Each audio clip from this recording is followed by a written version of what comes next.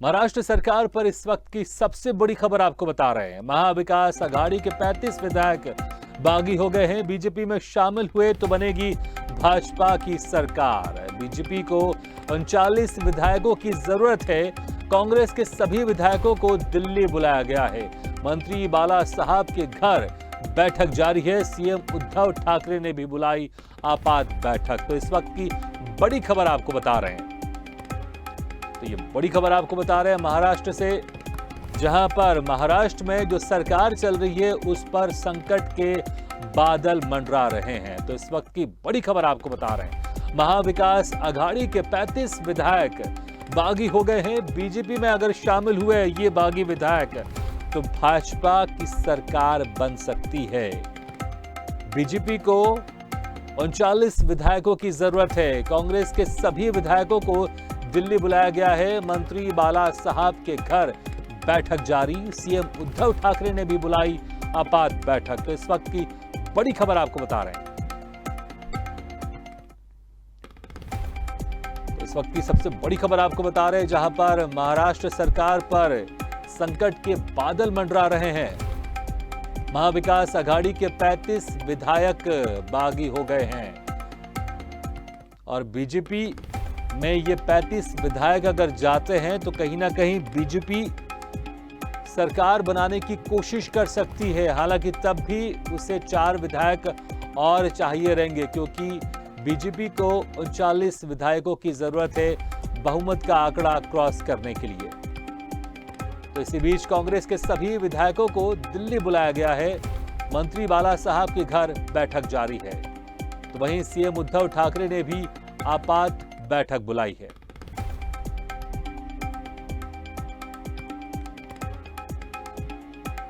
इस वक्त की बड़ी खबर आपको बता रहे हैं, जहां पर महाराष्ट्र में शिवसेना, कांग्रेस और एनसीपी की सरकार चल रही है। अब तीनों की मिलीजुली सरकार पर संकट के बादल मंडरा रहे हैं, क्योंकि 35 विधायक, महाविकास आघाड़ी के 35 विधायक बागी हो गए हैं। और अगर ये 35 विधायक बीजेपी में जाते हैं तो कहीं ना कहीं बीजेपी सरकार बनाने की ओर अग्रसर हो सकती है। हालांकि तब भी 4 विधायक बीजेपी को और चाहिए रहेंगे, क्योंकि 39 विधायक चाहिए बीजेपी को।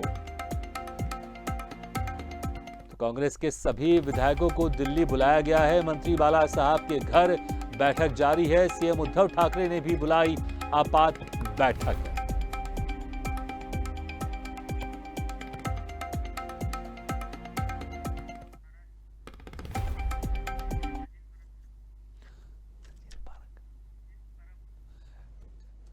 तो हमारे साथ इस खबर पर ज्यादा जानकारी के लिए वरिष्ठ पत्रकार सचिन परब जी जुड़ गए। सचिन जी, जिस तरह से महाराष्ट्र सरकार के ऊपर संकट के बादल मंडरा रहे हैं, एनसीपी, कांग्रेस और शिवसेना की जो सरकार चल रही है, अब इनमें से जो महाविकास आघाड़ी है 35 विधायक बागी हो गए हैं, क्या अभी किस तरह के वहां पर हलचल देखने को मिल रही है? देखिए भगीरथ, चुकी है। महाराष्ट्र और गुजरात 2 केंद्र है, सूरत और मुंबई 2 केंद्र है इन सरगर्मियों के। अभी तक ये कहा जा रहा है कि एकनाथ शिंदे जो नाराज है शिवसेना से, उनके साथ 35 विधायक है। हालांकि इस बात की आधिकारिक पुष्टि किसी ने नहीं की है। शिवसेना और निर्दलीय मिलाकर ये 35 विधायक जो है वो एकनाथ शिंदे के साथ है। उन्हें मनाने की कोशिश की गई थी, आज नहीं, इससे पहले भी उनकी नाराजगी की बात नहीं है। इससे पहले भी उन्हें मनाने की कोशिश की गई थी, लेकिन शनिवार को जो हमारे सूत्रों की जानकारी है, उद्धव ठाकरे महाराष्ट्र के मुख्यमंत्री और शिवसेना के पार्टी प्रमुख, उनकी और एकनाथ शिंदे की मीटिंग हुई थी, मुलाकात हुई थी। और उस मुलाकात को, उस मीटिंग में एकनाथ शिंदे ने अपने नाराजगी के बारे में बताया। उन्हें ये भी कहा गया था एकनाथ शिंदे द्वारा कि यानी एकनाथ शिंदे को बीजेपी से उप मुख्यमंत्री पद की ऑफर की गई है। आप मुझे बताइए मैं क्या करूं, क्योंकि इस पार्टी में मेरी घुटन हो रही है, मेरी बातों को तवज्जो नहीं दी जा रही है। ये तमाम बातें, ये नाराजगी के सभी जो मुद्दे थे वो एकनाथ शिंदे ने उद्धव ठाकरे के पास दिए थे। लेकिन आज जिस तरह से एक नाथ शिंदे ने कदम उठाया है, उसको देखते हुए ये बात बिल्कुल साफ पता चलती है कि उस मीटिंग में उद्धव ठाकरे एक नाथ शिंदे को बनाने में सफल नहीं हुए। अब ये बात बिल्कुल तय मानी जा रही है कि अपने साथ जो विधायक है उन्हें लेकर एक नाथ शिंदे अपना खुद का रास्ता इख्तियार करेंगे, और ये बताया जा रहा है कि बीजेपी के साथ ही जाना पसंद करेंगे, क्योंकि पेचीदगी अभी काफी है इसमें।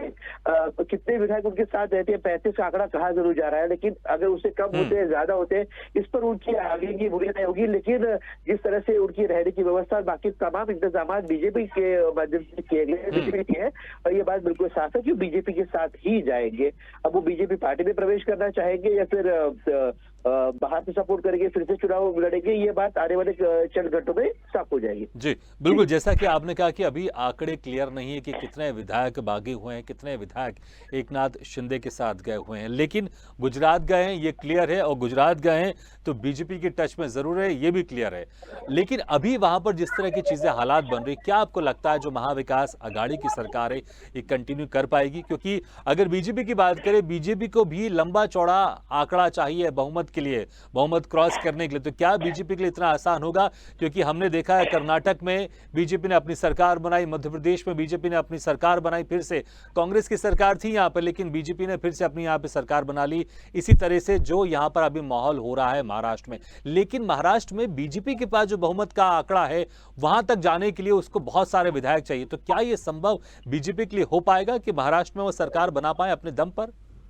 जी देखिए, अभी जो जानकारी मिल रही है उसके मुताबिक अगर 32 से 35 विधायक बीजेपी के साथ है तो 145 का मैजिक फिगर लाने में बीजेपी को ज्यादा तकलीफ नहीं होगी। अब 2/3 विधायक अगर बीजेपी के साथ चले गए, यानी एक नाथ शिंदे के साथ चले गए, तो वो डिस्क्वालीफाई नहीं होंगे, लेकिन यहाँ से कम विधायक अगर चले गए तो वो डिस्क्वालीफाई होंगे, फिर से चुनाव लड़ना पड़ेगा। इसीलिए बीजेपी की कोशिश ये चल रही है कि वो 2/3 विधायक जो है वो एक नाथ शिंदे के साथ उनके साथ आए, और इसके साथ साथ शिवसेना निर्दलीय के साथ भी एनसीपी और कांग्रेस के भी विधायकों को अपनी ओर खींचने की कोशिश देवेंद्र फडणवीस करते नजर आ रहे हैं। ये तमाम खेल एक तो आंकड़ों का है और दूसरा है ये रिस्क का। आंकड़ों के खेल में महारत हासिल करने की कोशिश पिछले कुछ समय से देवेंद्र फडणवीस करते हमने देखा है। दूसरी बात रही रिस्क की, ये रिस्क उठाकर देवेंद्र फडणवीस को देखनी ही पड़ेगी, क्योंकि पिछली बार जब चंद घंटों की सरकार आई थी देवेंद्र फडणवीस और अजित पवार की मिलकर, वो चंद घंटे रखी, तो तब वो हारकर जीतने वाले को बाजीगर कहते हैं, लेकिन जीत के भी देवेंद्र फडणवीस को हारना पड़ा। तो इस बार बाजीगर नहीं, विजेता बनकर देवेंद्र फडणवीस उभर कर आना चाहेंगे, और इसी बात की कोशिश की जा रही है, और